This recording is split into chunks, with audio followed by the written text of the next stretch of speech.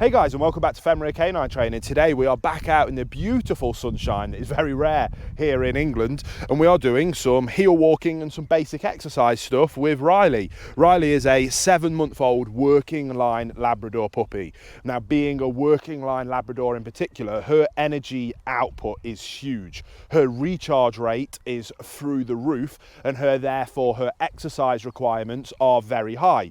Now, what a lot of people will ask is, how do you go about exercising a dog this energetic, with that much energy output, with that much exercise requirements, when so many people are saying that it needs to be 5 minutes per month old that they are is all that you can exercise a puppy? Whereas if we were following that mantra, they would say that Riley here can only be exercised for 35 minutes a day. I can tell you, Riley with only 35 minutes of exercise a day would be an absolute disaster, because she can easily be doing an hour and a half, 2 hours. But we do need to be careful and make sure that we're not putting too much pressure on their growing limbs and joints. So where is the balance, and how can you go about exercising a dog, especially a high energy dog that requires lots of exercise, in a short amount of time as efficiently as possible, to bring those energy levels down, to help them be calm, relaxed and perfect canine companions? And that is exactly what we're going to talk about in today's video, why we're doing that exact thing today with Riley. So the first thing that you can do is proper heel walking. I don't mean simply taking them out for a walk, I mean taking them out for a structured heel walk, which is exactly what we're doing right now. And when you start to get that principle of a dog walking to heel, you'll realize that it's actually extremely mentally draining for a dog to give you that much of their attention, to ensure that they're looking up to you for guidance and direction, and to be switched on for the entire walk naturally brings their energy levels down. I always say that a proper structured heel walk is 2 to 3 times more challenging physically and mentally for a dog than a normal walk with no structure, no guidance and no direction. So a 20-minute structured heel walk with Riley is the equivalent of a 1-hour unstructured terrible walk where she's making all the decisions and bouncing off all over the place. Then when you layer up coming out to somewhere like this to do the heel walk, where there is tons of different sensory tricks, we're out in the long grass today that is nearly as tall as Riley is going to be an incredible challenge, both physically and mentally, to be able to navigate it, to work it out, and which will take us beautifully onto the second part. Which takes us on to the second thing that you can do to help tire a dog like Riley out, which is around mental stimulation. Now, today, we're pairing the two things. We're doing a heel walk and tons of mental stimulation in the forms of ensuring that this heel walk is done, even when we're in this long grass, which for Riley is incredibly challenging. So I'm making her come back to me, focus on me, and we're going back into this heel walk. I'm maintaining my rules, boundaries, and expectations of heel, even though we're in extremely tall grass that's now at the point where it's actually taller than she is. So for her to work out how to navigate this whilst focusing with me is going to make this walk not just 2 or 3 times more demanding, but potentially 3, 4 or 5 times more demanding.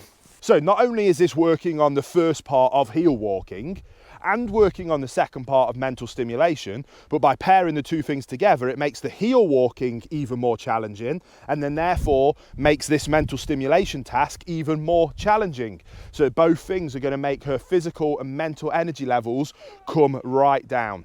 Now, on top of coming out and doing mental stimulation with tasks like this, you can also do it in a house. That is why we developed our Fenrir foraging mat. I'm not going to talk much about that because I don't want this video just to be a sales video, but anything that you can do with puzzles, games or tasks where your dog has to use their mind, use their scent to work something out, especially if it means them gaining access to food, is going to help tire them mentally. And then pair that with physical exercise and their energy levels will come down to allow them to be better mannered, calmer dogs. And that'll now take us on to the third thing that you can do. And just before we jump into the third thing, guys, if you have got any questions, remember you can always ask them to us, and over on Instagram is the best place to do it. So come over to Instagram, drop us a comment, drop us a DM, and we do our best to answer every single question that we can to help you have a wonderful canine companion just like Riley, and to help you become higher level canine leaders yourself, so that you can enjoy the joys of owning such a perfect canine companion. So then, last but not least, and this takes us straight back into the physical exercise, is around off-lead play with other dogs. Now, this is one of them things that lots of people will panic about, and they'll think that their dogs are overexerting themselves. You always have to do what you feel's best, and if you're unsure, then I'm not a vet, I'm a canine behaviourist, so always consult your vet if you are unsure. But in my opinion and in my experience, dogs really know how to self-regulate themselves really well, and if they feel like they're overexerting themselves, they know how to stop and bring it down. What you can do to exercise a dog far better than we can ever exercise them is simply to arrange a play date and a play session with other dogs. They're not just playing, they're not just exercising, but they're learning how to communicate with each other. They're learning kind of pack dynamics, pack structure, pack communication. So yes, it's one of the best things you can do physically for your dog, but it's also one of the best things that you can do mentally in terms of mental stimulation, but it also is wonderful for socialization, for manners, and to help ensure that they're wonderful with other dogs. Now, if you're really busy, this is where a doggy daycare can be absolutely wonderful, providing it's a good doggy daycare that provides good staff members that know how to step in when enough's enough, to maintain good rules, boundaries and expectations, and understand the natural ebb and flow of how dogs communicate and talk to each other.